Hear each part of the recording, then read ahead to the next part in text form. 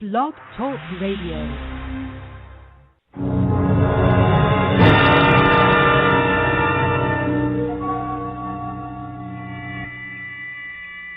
We are controlling transmission.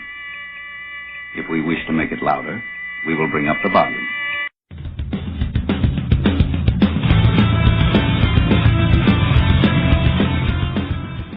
All right, folks, thanks for tuning in to Otter Limits Radio. This is your host, Steve Long. For those of you who have listened in before, thanks for tuning back in again. And for any new listeners, I'm glad you decided to tune in tonight. We're going to have a lot of fun tonight. RJ, how are you? Hey, how's it going? It's RJ. Hey, RJ, thanks for calling in. Glad to have you. Hey, thanks for having me on the show. Appreciate you and your listeners. Great. So, well, let's just jump right into things. How about you tell us why you decided to run for governor of Oklahoma? Well, it's the same reason I decided to run for Congress, president, and that's to continue to fight for freedom and liberty and to keep that movement pressing on and, try to stand up for those principles for all Oklahomans. I mean, this is a statewide race, so my influence would be kind of zeroed in and focused here in the state of Oklahoma. But you and I both know that there are times when governors can kind of set the pace nationally, and hopefully if we can get a few governors that are willing to stand up and defend liberty in their own home states, then maybe we can start a trend.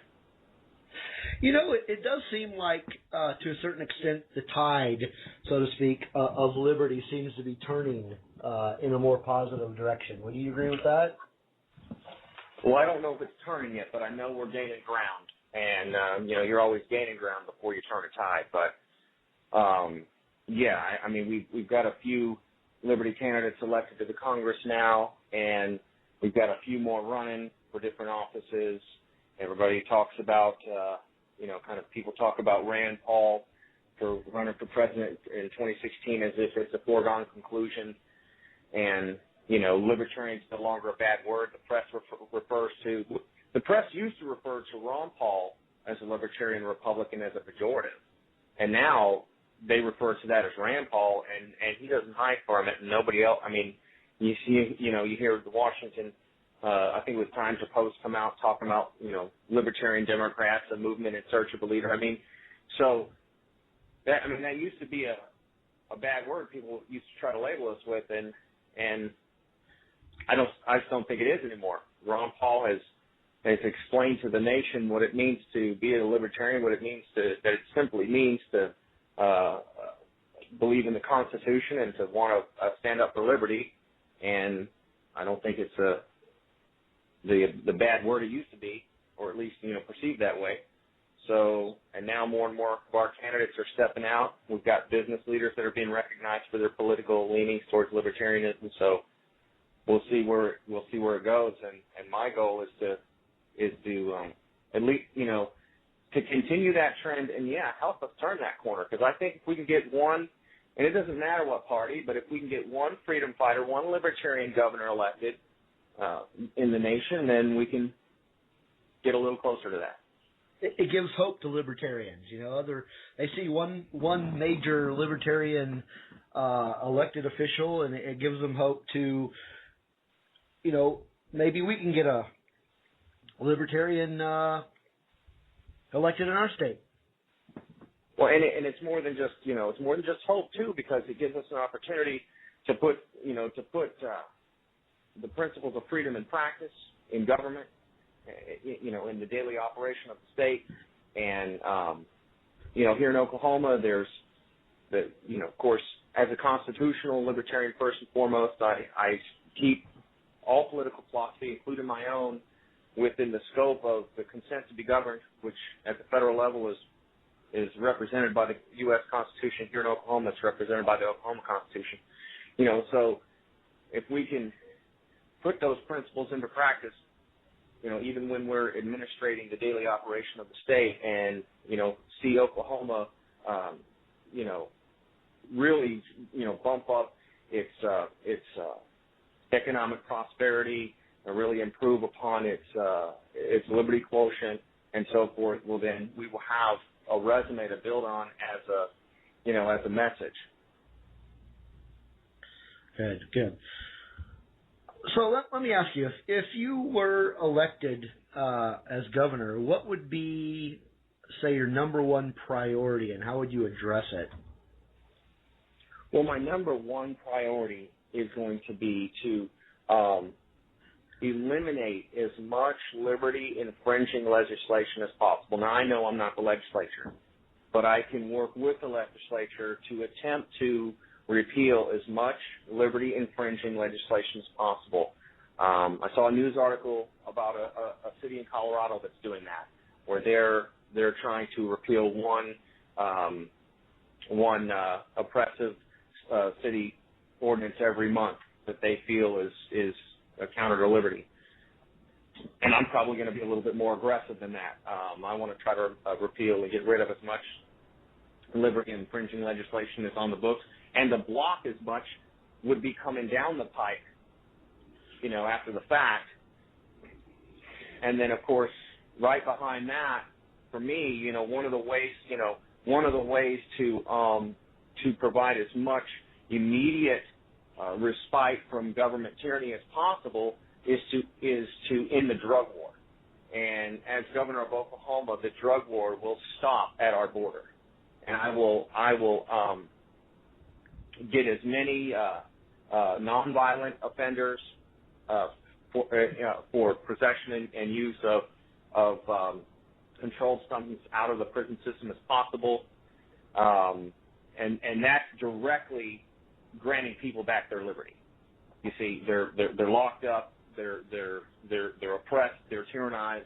In some cases we have some perfect example of here in Oklahoma, as a matter of fact, we had the case of a single mother who's locked up for 10 years for having a few joints. Ridiculous. Okay, yeah. So we're going to not just talk the talk. We're going to walk the walk. We're going to put people out of bondage right back, give them their freedom back, and stop that drug war at the border. And those are two big things for me. Is to restore people's freedom and liberty in the most. And of course, it's not all going to be done through, the governor's pardon. The last election, there were some adjustments to the governor's pardon capability here in Oklahoma. So I may have to have a talk with my legal advisors and find out exactly how much power we have there. But the governor has that pulpit, that ability to reach out to the public and really wrap their arms around big topics like jury nullification, and so if I don't have the full power of pardon like I'm thinking that I do to handle some of these issues with the drug war, another way to deal with it is to make sure that we get state approved and funded literature into the courthouses that says to the jurors, and no longer in fear of the judge hammering down on them or trying to take it away or trying to, no, this is the state of Oklahoma saying that every juror that sits in a court in Oklahoma is going to know when they sit in there that they can nullify. And I will make sure that happens. I mean, regardless of what happens with the fallout on how much wiggle room I'll have on pardons, regardless of that being good or bad, one of the top things I'm going to make sure that I do is make sure that every juror that sits in the Oklahoma court knows before they sit in there and before they get sworn into the jury that they have the power to nullify that law. Okay. So another you can see that would have bigger ramifications than even just the drug war.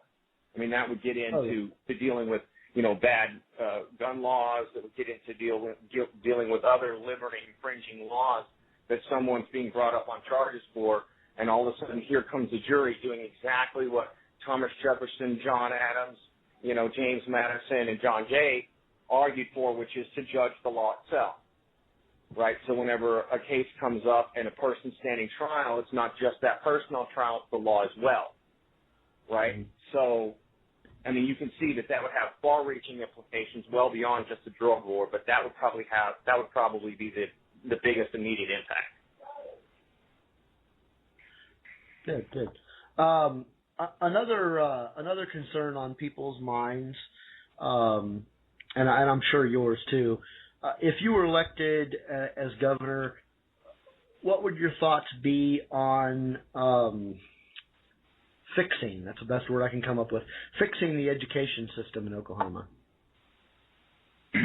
Well, the education system, from my perspective, the education system does need a lot of help, and the help that it needs is streamlining itself between the bureaucracy between the principal and the state superintendent.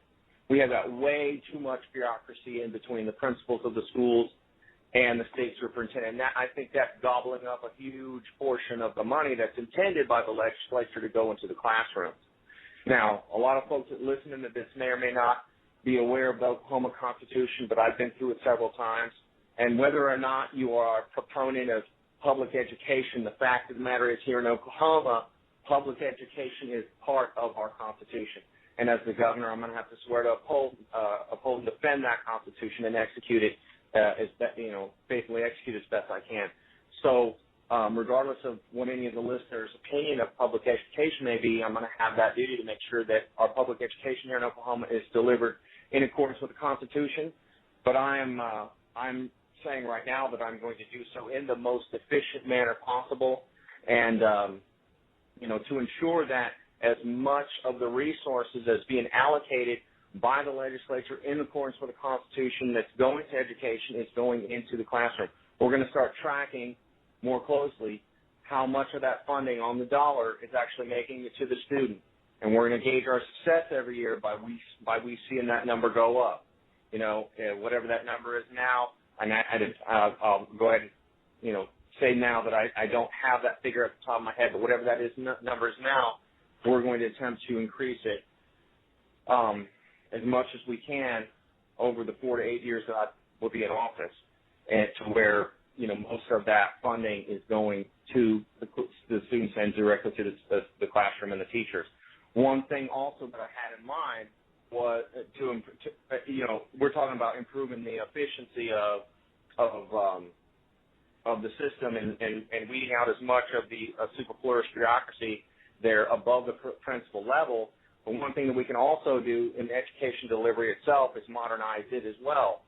And I will be looking at initiatives for tablets to be into the classroom for the teachers, for the students.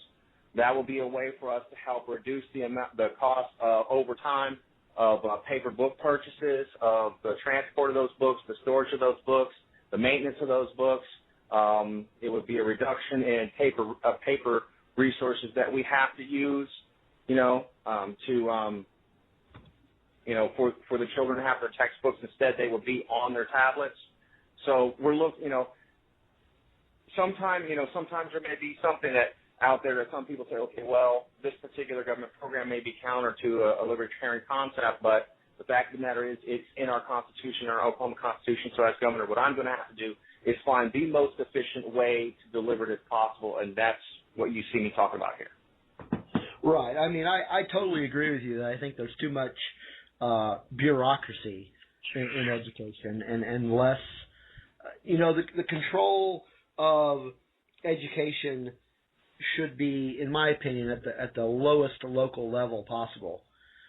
And I agree with that, but I also agree. I totally agree with that, but I also agree that since the Oklahoma taxpayer is footing the bill, that we do have an obligation to be reporting back to them how our students are doing. And over the years, there's been a lot of back and forth about standardized testing and how much of the time that takes and whether or not the students are being taught the test and so on and so forth. Well, that's another reason why I've been looking at the digital classroom, tablet-based curriculums, and so forth, because what will allow us to do there is we can streamline the delivery process, of those curriculums. We can see, we can build data and flow charts to see, how the students are doing from all the way from the lecture all the way to the exam. see, because all of that stuff, when you're taking exams and doing things like this through your tablet, that data is all being recorded, and then we can see, without the need of a standardized test, we can see how the students are doing in real time. You see what I'm saying? So hopefully what we can wind up doing is eliminating some of the superfluous activity. Once again, more expenses on these standardized tests, right? And actually get a better picture of where our students are in real time, as opposed to at the end of the year, once any of those folks out there talking about, oh, we're worried about the teachers are just teaching the students to the test, or test the students or whatever. That kind of goes away when you're actually seeing the results from the classroom day to day, week to week. You're able to watch the chart and the course line and see where the students really are. Well, right. And effectively what you're doing is you are, rather than throwing more money at the problem, you are using the resources that we already have more efficiently. That's correct. That's what I'm trying to get at right there. Yeah. So, because there's a lot of people out there just say, oh, we need more, we need more money for education. And the reality is we don't need more money. Throwing money at the problem isn't going to fix the problem. I mean, the federal government has shown that time and time again. They've failed at every turn. So we need to use the money that we have and use it more efficiently. So, yeah, I kind of agree with you there. Now, I'm pretty sure I know the answer to this, but I want to hear it anyway. What are your thoughts on Oklahoma's ballot access laws? Well, as you know, I think they're absolutely archaic and ridiculous and tyrannical. I mean, to artificially be keeping candidates and parties off of the Oklahoma ballot it strikes at the very heart of the legitimacy of our electoral process. Because when the people don't really have a choice of the candidates that represent them, then you can't say that there is a representative government, because they've been forced into an artificial selection process that didn't even include from the very beginning all the way to the end any candidates whatsoever that may have represented their viewpoints. And it's not like that, the viewpoints are way, way outside the mainstream. I mean, as we talked about at the start of the segment here, libertarianism is growing rapidly across the country, coming back into the public eye. Of course, we all know that libertarianism was the driving political philosophy for, more than 100 years after the founding of the republic. So now here we see it coming, kind of getting its own, getting a second wind, coming back into the public view. And, we've got a very prominent libertarian Republican being talked about running for president. Behind his father who's done the same thing. So it's not like this is, some, fringe shoestring element out there. I mean, you have very, very salient political philosophy out there being kept from the voters here in states like Oklahoma. I know there's some others out there with some pretty bad ballot access laws, but we're just talking about Oklahoma right now. And, it's so bad, in fact, that to try to get a candidate on the ballot for governor in 2014 was absolutely impossible for them. I mean, it was bad enough trying to get a presidential candidate on when the number of signatures needed was based on the previous gubernatorial election from 2 years ago, and now if you're going to base it on the presidential numbers to get a governor, it's not even possible. I mean, it is, but it would take so much money, it's beyond the reach. And, of course, the spirit of the ballot access laws has to simply be, to prevent frivolous candidates from getting on the ballot. Well, come on. You don't need to make a party spend, $300,000, $400,000, $500,000 to prove they're not frivolous. Okay? That is way over the top. That is not narrowly tailored to achieve the important governmental job that it's trying to get done with the ballot access law. So you can bet, as governor, one of the things I'm going to tackle is getting that 1970s law repealed that had all those, and of course was increased there a few decades later. We're going to get that repealed and get that reduced down to a level to where any party that's represented nationally will be able to get out there, get their few, couple thousand signatures, whatever it may be, and get their candidates on the ballot. This is ridiculous, and I'm going to fight to get it lowered to the the lowest I can. As a matter of fact, if I had my way, it wouldn't be that at all. It would not be thousands of signatures at all. But I'm going to have to see what I can get out the legislature. I'm going to fight to get it down to the lowest possible level, so that way, any of our other national parties out there who have been artificially kept off the Oklahoma ballot for the last 20 years will no longer be done that way. Great. Sounds like you got some good ideas. Do you have other thoughts you want to leave with us? What's that? Do you have any other thoughts that you want to leave with us? Anything else you'd like the listeners to know? Well, I'd like to let them know that this is a very real possibility. This is something that we can actually win this race.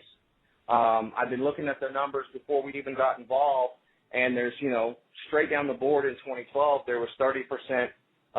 It was 70-30 Republican to Democrat, and so a lot of people said, "Argue this is crazy. You ought to just stay in the Republican Party, and that way you can actually win a race, or just win.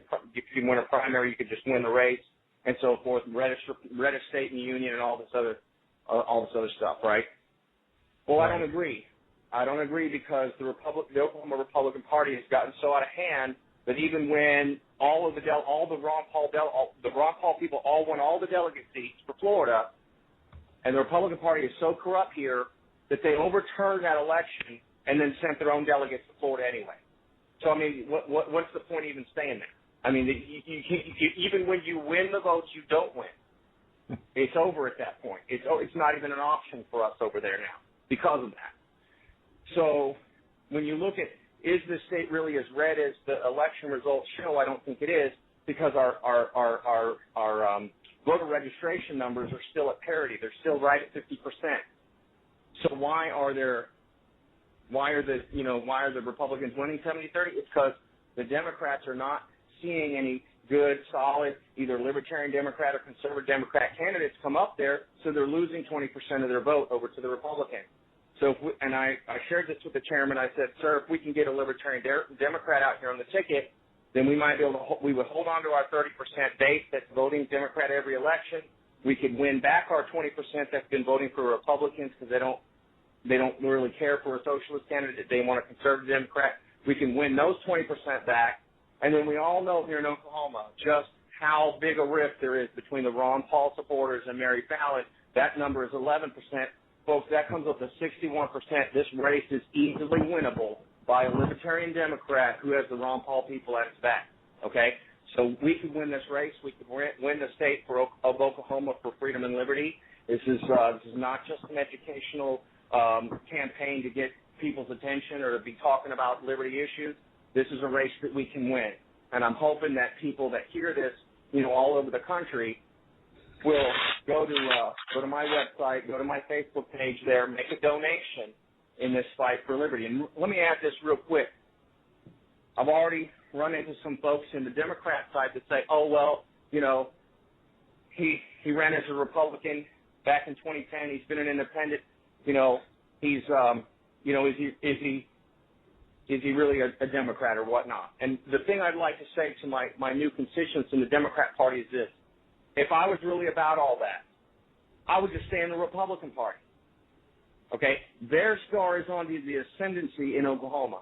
They're the ones winning all the races at 70%, and all the conventional wisdom, even advice I've received from lifetime Democrats that I know that teach up at the law school have said, "RJ, you probably ought to just stay in the Republican Party if you want to get elected."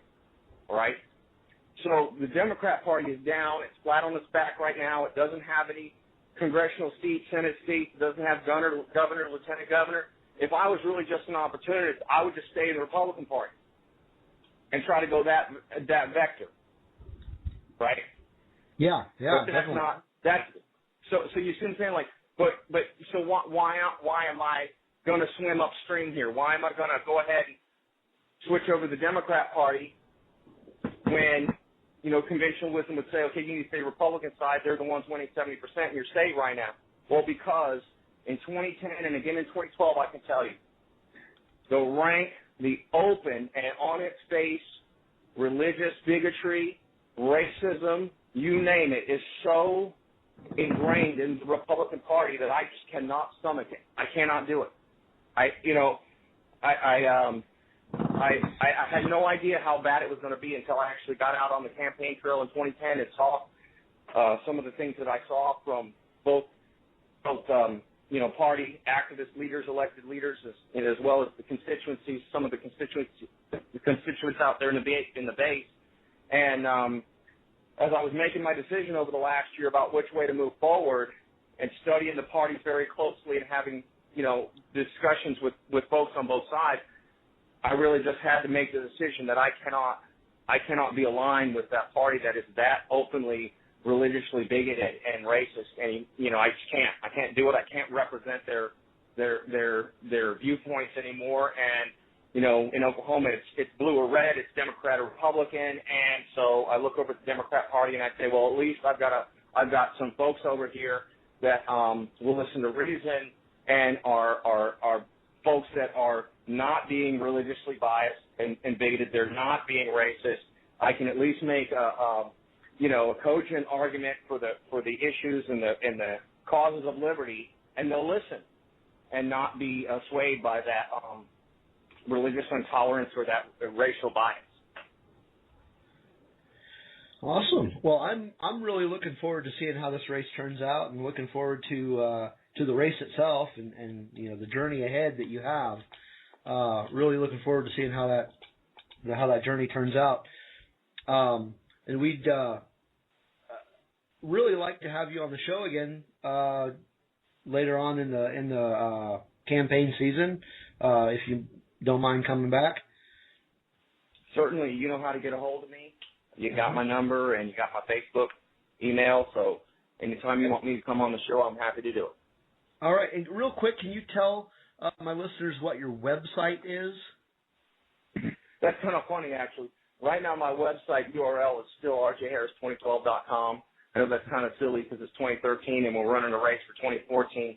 But, the search engine optimization is so good for that old website that when we made the conversion, we still kept the rjharris2012.com, but it is being updated. Like, we're taking it at steps. I got my web developer who worked on my congressional campaign in 2010 is busy getting the website rebuilt yet. So it's going to be one of two things. We're in a flux right now. It's rjharris2012.com right now, but it's going to be switching to voteharris.org. Either one of them should work, either now or in the future. Those two things, rjharris2012.com or voteharris.org. No, we're getting rid of the dates, getting the dates out of my URLs because those things are so difficult to deal with. And then, of course, you can always find me at facebook.com/RJ Harris Official. That's facebook.com/RJ Harris Official. Any of those venues will get you to our websites. Great. And if you folks out there listening didn't get a chance to write that down, I'm going to put a link on it or link to it from my website. So just go to my website, autolimits.us, and you can find the link there as well.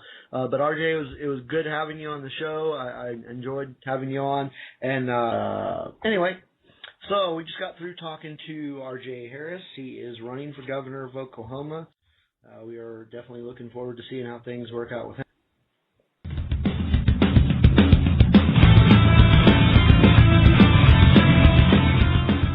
Blog Talk Radio.